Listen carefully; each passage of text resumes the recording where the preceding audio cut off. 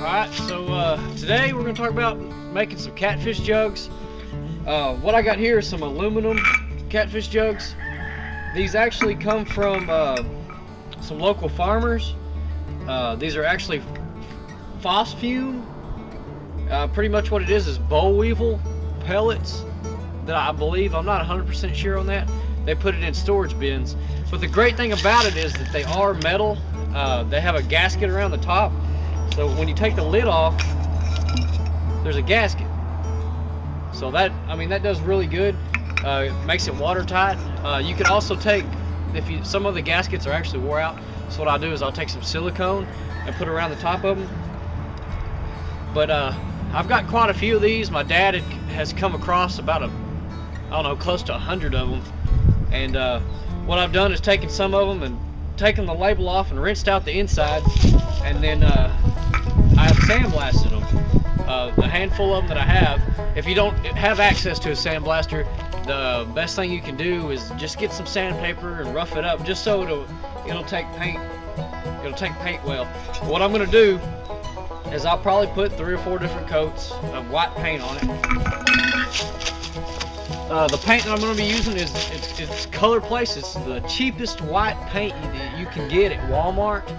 So it'll do good, and it's not $3 a can. And I normally spray about 5 to 6 cans with this Color Place spray paint, the cheapest stuff you can get at Walmart.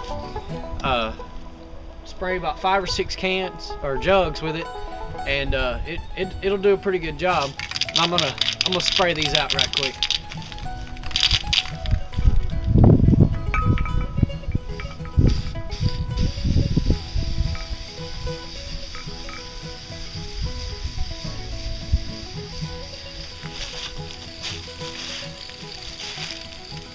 And it really don't take a whole lot to do it, and this paint seems to dry fairly quick on this aluminum. So by the time I get done painting this one and I move down to the next one, this one will be about ready to paint again. So I got a pretty good start coat on that one. I'll move down to this one.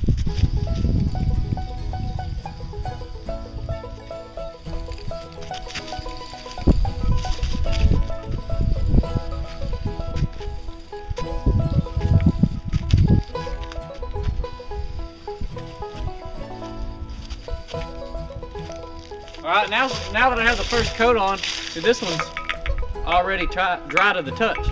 So I can go back and redo this one. So I'm going to put a couple more coats on it, and then I'm going to get back to you.